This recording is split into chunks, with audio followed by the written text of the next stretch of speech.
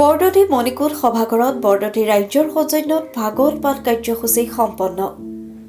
হৰিনামৰ ধ্বনিৰে মুখৰিত হ'ল বৰদতি সত্ৰ। বৰদতি সত্ৰৰ বৰদতি মণিকূট সভাঘৰত বৰদতি ৰাজ্যৰ সৌজন্যত ভাগৱত পাঠ কাৰ্যসূচী শনিবাৰে দিনজোৰা কাৰ্যসূচীৰে অনুষ্ঠিত কৰা হয়। সৰ্বাগুণা কৰ জাকেৰি নাহিকে উপামো তুহাৰি চৰণক ৰেণু শতকতি বাৰিক কৰহু প্ৰণাম। জয় জয়তে প্ৰথমে আমি ভগৱন্তৰে আমি চৰণত পদকমলত সেৱা ধৰিছোঁ আৰু এই উপবিষ্ট এই সাধু সমাজৰ আটাইখিনি বাপ বান্ধৱৰ ওচৰত আমি কৰজোৰে প্ৰাৰ্থনা জনাইছোঁ।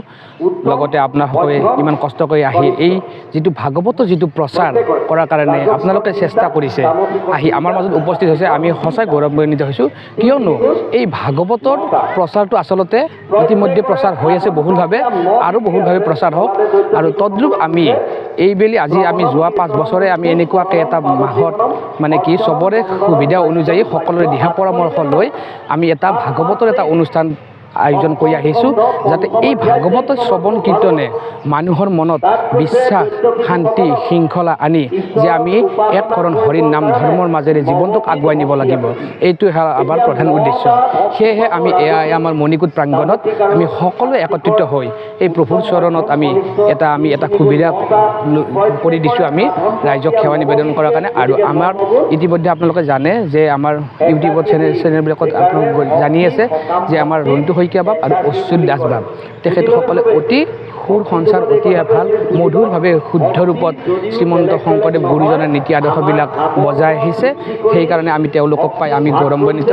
গতিকে ভগৱানে সবকৈ কৃপা কৰক, এই মহান অনুষ্ঠানবিলাকত সকলোৰে শক্তি ভক্তি প্ৰদান কৰক। কৃষ্ণ।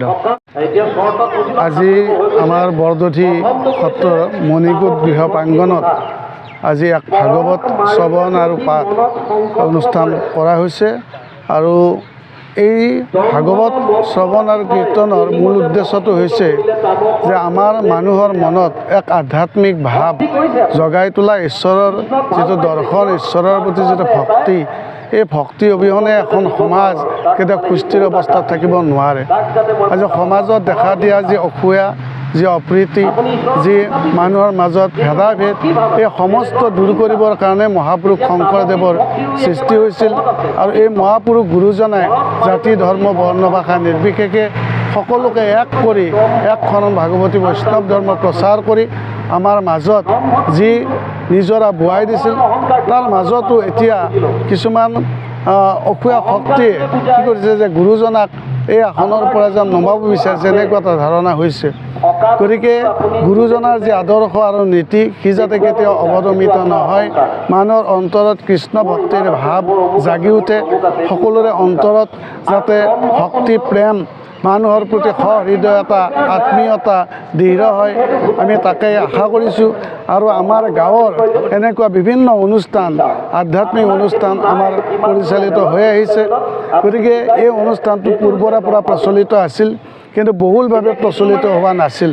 কিন্তু এইবেলি আমি সমূহ ৰাইজে লগ হৈ এই অনুষ্ঠানটো সমূহীয়াভাৱে সকলোকে নিমন্ত্ৰণ কৰি আমি এই অনুষ্ঠানত সহযোগ কৰিবৰ কাৰণে অনুৰোধ জনাইছোঁ, যাতে সকলোৰে অন্তৰত কৃষ্ণ ভক্তিৰ প্ৰতি এটা ভাৱ জাগৃত হয় আৰু মানুহৰ অন্তৰ চুই যোৱা যি আমাৰ অচ্যুতানন্দ দাস বাপ, ৰন্তু শইকীয়া বাপ, তেখেতসকলৰ মুখৰ যোগেদি আমাৰ মানুহৰ মনত যাতে ভক্তিভাৱৰ উদয় হয়, তাকে আমি আশা ৰাখি এই অনুষ্ঠানটো অনুষ্ঠিত কৰিছোঁ। এইখিনিয়ে ভাগৱত চৰ্চা কৰিছোঁ। আমাৰ অসমৰ এজন বিখ্যাত ভাগৱত ব্যাখ্যাকৰ্তা ৰন্তু শইকীয়া বাপ, তেখেত আহিছে বিশ্বনাথ চাৰিআলিৰ পৰা। তেখেতক বিশ্বনাথ চাৰিআলিৰ পৰা আমি নিমন্ত্ৰণ দি আহিছোঁ। তেখেতৰ লগত অচ্যুত দাস বুলি এজন আহিছে, তেখেতে পাঠ কৰে। বৰ ধুনীয়া সুন্দৰ লয় আৰু সুৰেৰ তালেৰে তেখেতে ভাগৱত পাঠ কৰে। আমি তেখেতক ৰঙিয়াৰ পৰা মাতিছোঁ। আমাৰ আচলতে এই ভাগৱত ব্যাখ্যা, ভাগৱত পাঠ আমি যোৱা 5 বছৰ, এই যে 5ম বছৰ, আমি যোৱা 4 বছৰে আমি আমাৰ চুবুৰীত কৰিছিলোঁ। এইবাৰ আমি ৰাজহুৱা স্থানলৈ আনিছোঁ, যাতে ইয়াৰ বহুল প্ৰচাৰ হয়। তাৰ কাৰণে আমি এই ৰাজহুৱা স্থানত আনিছোঁ। আৰু ৰাজহুৱা স্থানত আনি আমি সকলো ৰাইজকে নিমন্ত্ৰণ কৰিছোঁ। তাৰ ভিতৰত যি 200-250 মানুহ আহিছে, তেওঁলোকে আমাৰ এই ভাগৱত শ্ৰৱণ কৰিছে।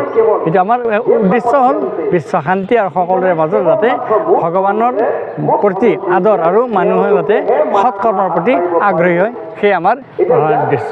আৰু কিবা ক'ব লগা আছে মা পাঠক অচ্যুতানন্দ দাসৰ পৰিৱেশন আৰু বিশ্বনাথ চাৰিআলিৰ ৰন্টু শইকীয়াৰ ব্যাখ্যাৰে ভাগৱত পাঠ কৰা হয়। গুৰুজনাৰ আদৰ্শৰাজিক অনুসৰণ কৰি এক আধ্যাত্মিকতাৰ গুণানুকীৰ্তন কৰা হয় বৰদতিৰ ৰাজহুৱা মণিকূট প্ৰাংগণত। উক্ত কাৰ্যসূচীত সমূহ বৰদতিবাসী ৰাইজে অংশগ্ৰহণ কৰে। হাজোৰ পৰা অনামিকা কলিতা ৰিপৰ্ট, অপৰূপা টিভি। প্ৰিয় দৰ্শক, আপোনাক অপৰূপা টিভিৰ তৰফৰ পৰা বিনম্ৰভাৱে অনুৰোধ কৰিছোঁ, এই চেনেলটো আপুনি ছাবস্ক্ৰাইব, শ্বেয়াৰ, ফলোইং, লাইক আৰু কমেণ্ট কৰি লগতে কাষতে থকা বেল আইকনটো ক্লিক কৰি আমাক আপুনি সহায় কৰে যেন। আপোনাৰ এই সহায় সহযোগিতাই অপৰূপা টিভি চেনেলটোক জীয়াই ৰখাত বিশেষভাৱে সহায় কৰিব। যদি আপুনি অপৰূপা টিভি চেনেলটোক ফেচবুক, ইউটিউব বা ইনষ্টাগ্ৰামত সদায় চাব বিচাৰে, তেন্তে আপুনি এতিয়াই চেনেলটো ফলোইং, ছাবস্ক্ৰাইব আৰু লাইক কৰি ওচৰতে থকা বেল আইকনটো বজাই দিয়ক আৰু অপৰূপা টিভিক সদায় উপভোগ কৰক। আপোনালোকৰ মৰম আৰু আশীৰ্বাদে অপৰূপা টিভিক আগুৱাই যোৱাত যথেষ্ট সহায় কৰিব।